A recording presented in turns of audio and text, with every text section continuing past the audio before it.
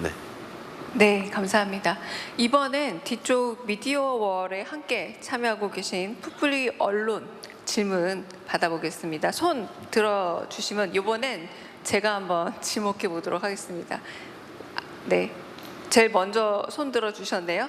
네, 옥천신문 양수철 편집장님 맞으실까요? 제일 먼저 손 드셨습니다. 네, 질문해 주세요. 네. 네, 안녕하세요. 저는 옥천신문사에서 일하는 취재기자 양수철이라고 합니다. 우선 그 풀뿌리 신문 기자들을 기자회견에 초대해 주셔서 감사합니다. 대통령님은 기초광역지자체장을 모두 경험하셨기 때문에 지역의 어려움이나 개선책을 더 잘 알고 계시지 않을까 이런 생각도 듭니다. 앞으로도 이런 기회가 더 많이 마련이 돼서 대한민국의 고질적인 문제인 지역 불균형 문제가 해결되는 단초가 마련됐으면 좋겠습니다. 네, 질문 드리겠습니다.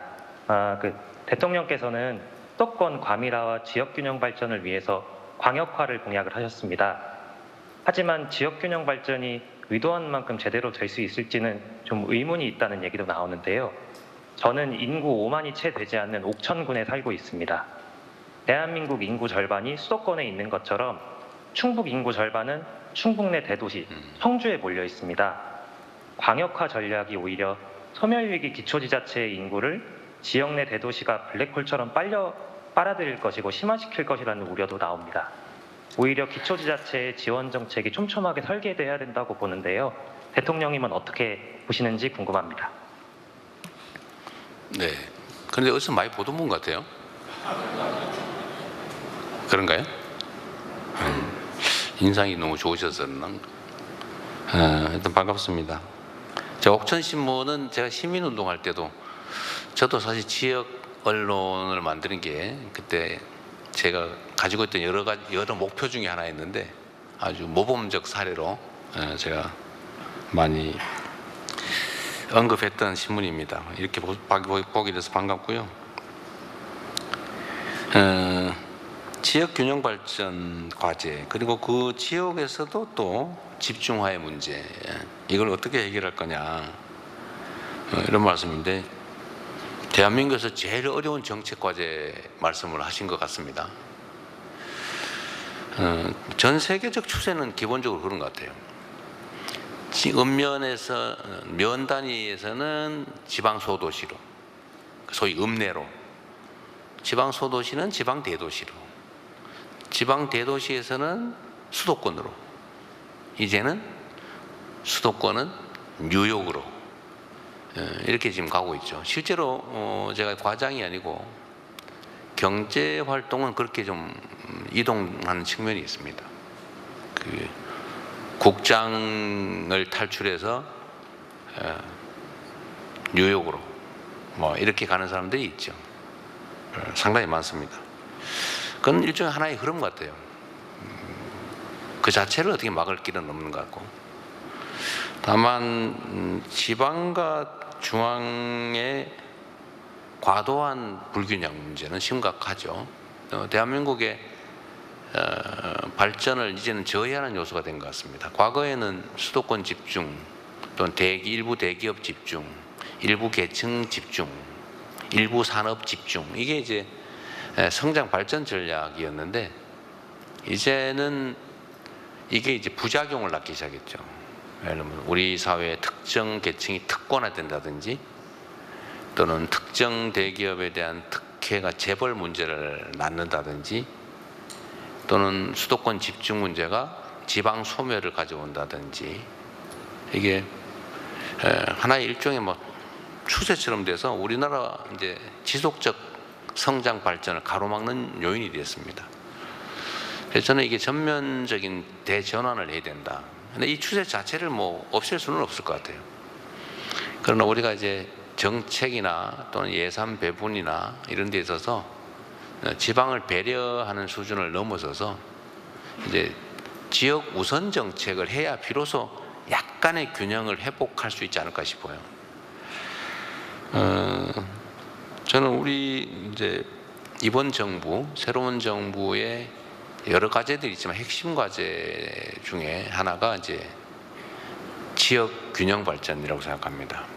그래서 이번에 제가 국무회의에서 이런 지시를 해놨어요. 아예 정부가 정책을 결정하거나 또는 예산을 배정하거나 할 때 지역별로 일종의 가중치 표를 만들어 달라.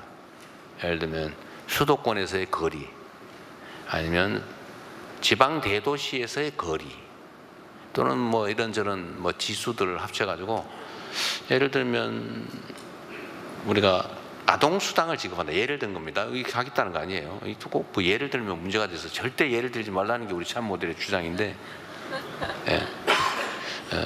그럼 땡땡수당이라고 하죠.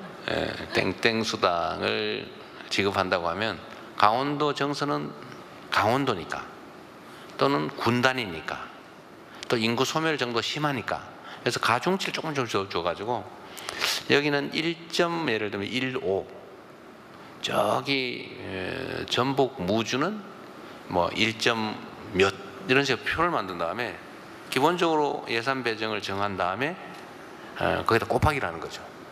그래서 그 이번에 이제 시범적으로 일단 인구 소멸 지역에는 이런 민생 소비 지원 쿠폰을 더 지급하는 걸로 일단 아주 원시적이죠. 보내놨습니다. 아예 그래서 앞으로는 이 표를 만들어서 뭐 지방 교부세 또는 뭐 SOC 결정 또 예산 배정 이런 거 할 때 아예 곱하기 해가지고 자동 케이스로 하게.